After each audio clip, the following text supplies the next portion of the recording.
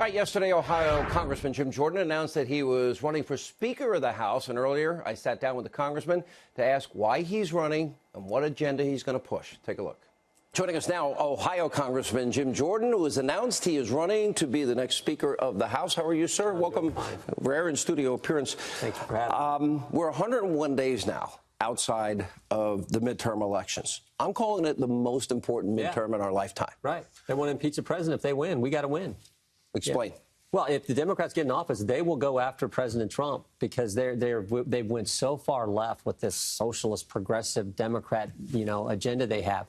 So this is why it's so critical. And here's what's at stake. Think about the last year and a half.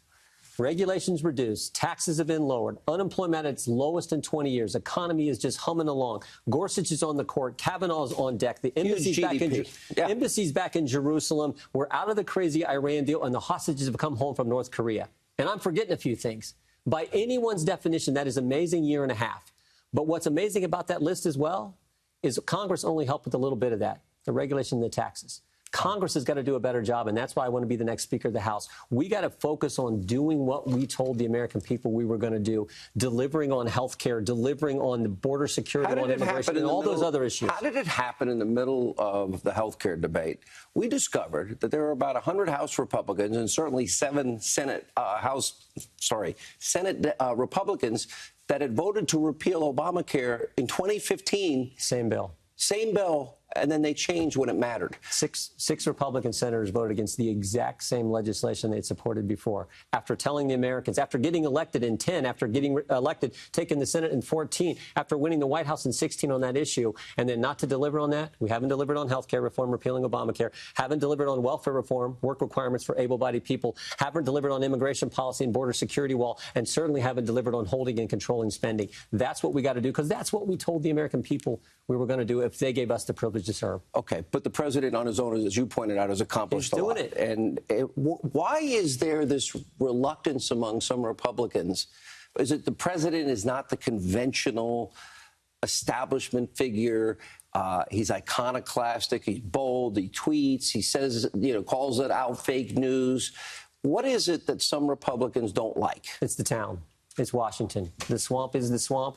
They don't like someone like Donald Trump coming in there and changing the swamp and changing the way that town works. There's just this reluctance to ever change, even though the American people said in 2010, we're going to put you in charge of Congress to go change things. Even though in 2014, they gave us the Senate to say, go change things. And even though in 2016, they gave us the White House to go change things, there's still this reluctance. And the president feels it every stinking day because he is bound and determined to do what he told the American people he was going to do, what he ran on, the mandate we got from that election. And the House needs to do the same. We've done some good things, but not near enough. The reform that we need to do, like the president's doing, and by that's the way, what needs in to fairness happen. to Paul Ryan, the House has been better than the Senate. It sure has. A lot better. But let's go through this slowly. So we have 14 states record low unemployment.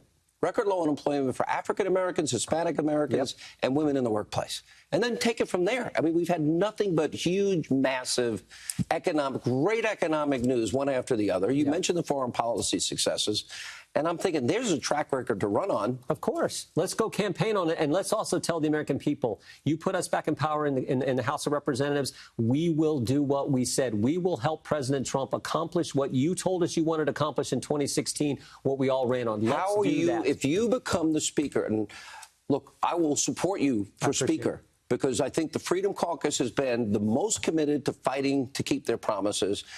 And literally the single biggest group fighting to defend the things that are conservative in the country and have helped the president the most. Yeah, we talk about, when we formed our group 3 years ago, we talk about the countless number of Americans who feel like Washington has forgotten them and left them behind. We want to go fight for those people, do the things we told them we were going to do. I say this all the time, and I say it because I believe it.